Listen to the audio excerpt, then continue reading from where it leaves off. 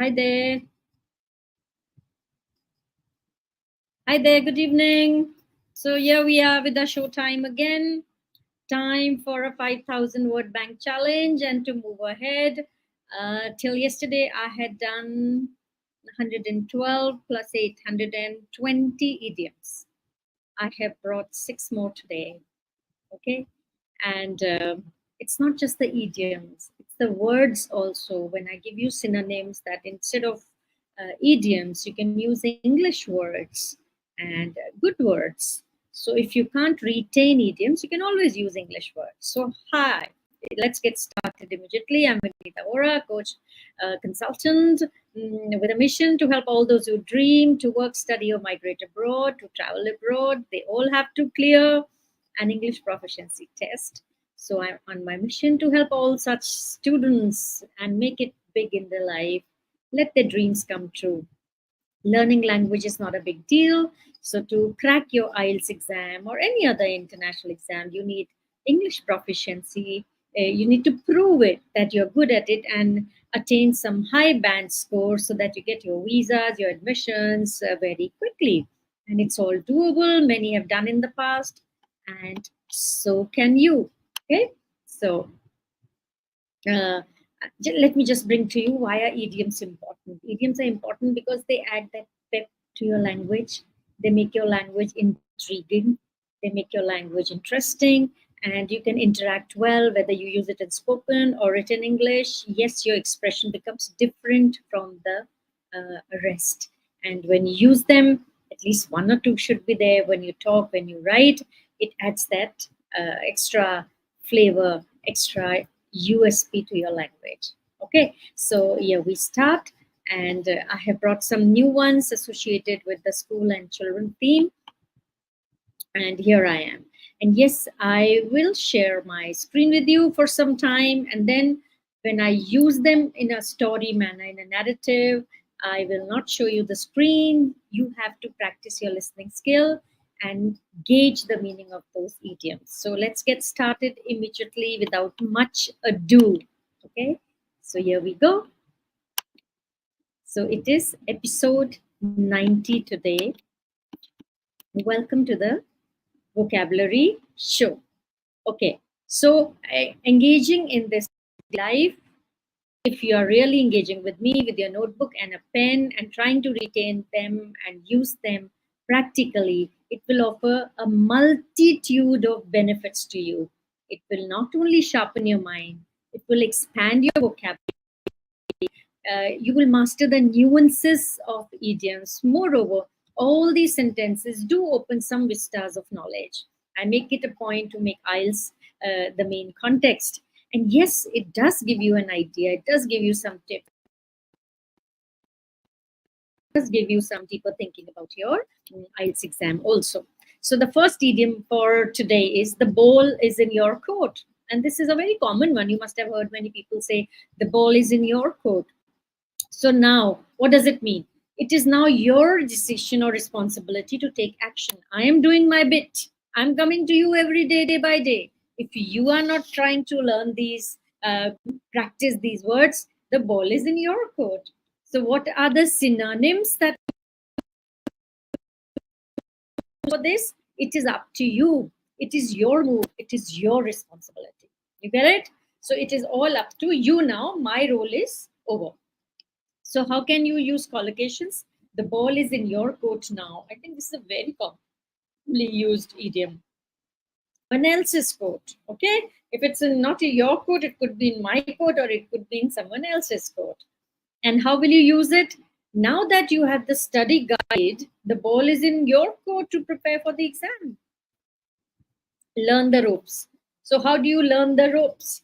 To understand how to do something, especially a job or a task. So join me daily live and you will learn the ropes of navigating your IELTS exam. So to understand the basics, to grasp the fundamentals, to get the hang of. Okay, so another very common usage which will give your English a real like, getting said there that you are using it, you're part of English world, is get the hang of. Okay, grasp the fundamentals or understand the basics. So when you say learn the ropes, it is basically the concepts. So collocations is to learn the ropes of a new subject, learn the ropes of a new job, learn the ropes of a new exam, learn the ropes of a new course or whatever. So it took her a while to learn the ropes of the new curriculum in her teaching position. It takes a while. Whatever you do or take in your hand, to learn the ropes takes a while. Next is put your thinking cap on. Let me put my thinking cap on. What do I mean?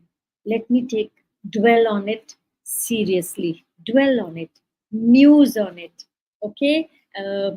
Cogitate on it. So these are the words of English. So think deeply, to concentrate, to engage your mind. I can give you many more than this. To mull over, you mull over. Then there are so many. I just use that. To ruminate, ruminate again. Ruminate is to think. So these are all English, good English words. Either you say, let me ruminate over it, let me dwell on it. Yes, I haven't put dwell. That's another one. To dwell on. Okay. So there could be a line of them, English words. Or you say, put your thinking cap on. So what is the collocation? Put your thinking cap on for this problem. Thinking cap. How will you use it? For the group project, we need to put our thinking caps on and brainstorm ideas. So whenever you brainstorm, you're putting your thinking cap on. Next one for today is make the grade. Okay, so the fourth one today. To make the grade, to meet the required standard. So this daily word learning drive or daily vocabulary drive or daily truck with English language. That's another way to have truck with. Will help you to make the grade, to get the required score. Synonyms are succeed, meet expectations, get a passing score. Not make the grade, ensure you make the grade. She studied hard to make the grade in her final exams. Okay. Next one is hit the books. So they are all associated with your today. To study hard, to study or hit the desk or to crack the books. Okay. Go for it, to make it. Now, with the final exams approaching, it is time to hit the books diligently. Okay, it is time to hit the books with a robust mind or a robust attitude. So hit the books brings out the zest. Okay, then throw in the towel. We had many more associated with these. To throw in the towel, to give up, to admit defeat, I give up. Okay, so you just say, I throw in the towel. Okay, surrender, to give up, to quit, to decide. How will you use it in a sentence? Despite the challenges, she refused to throw in the towel and continued her studies. Okay, so, and there were so many idioms associated with this. And the last one for today is gain ground. There is alliteration here. Gain and ground. So what's the meaning? Make progress, to improve, to advance, to make headway. Okay, so other English words would be to advance, to make headway, to progress, to enhance, to improve, to upscale, whatever is to gain the ground. So after several study sessions, he began to gain ground on the topics he struggled with. So when you give more attention, when you give your energy to it, anything that seemed impossible or anything that seems becomes easy to you. You gain ground. Okay, so I will stop sharing now.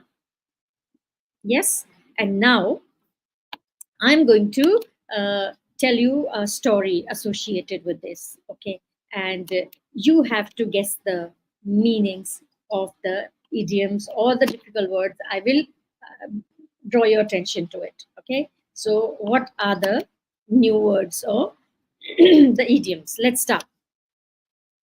As the new school year began, Emily, our protagonist here, felt excited but nervous about her subjects.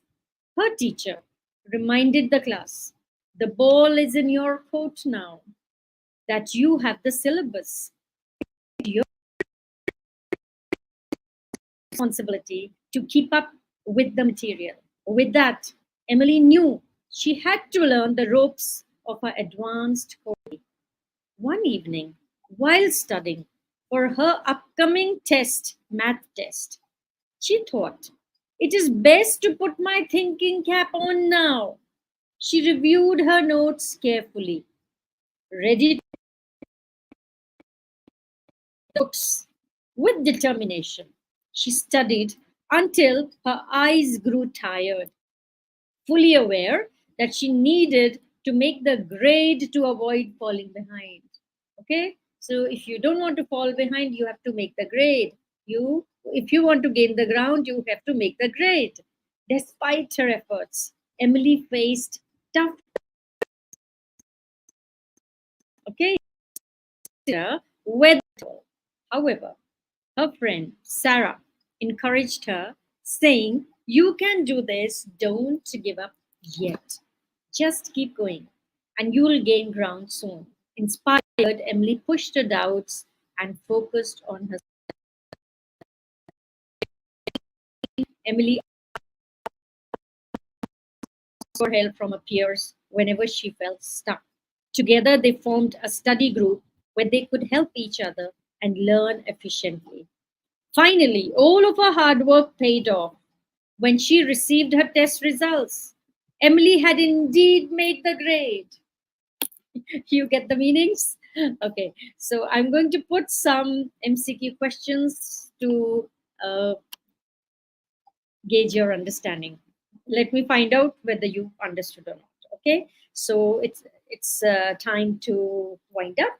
I'll see you again tomorrow, same platform, with more words, with more something new. Be there with your notebook and the pen, and happy learning and consistent learning. Do that. You will not believe the change. Okay, see you again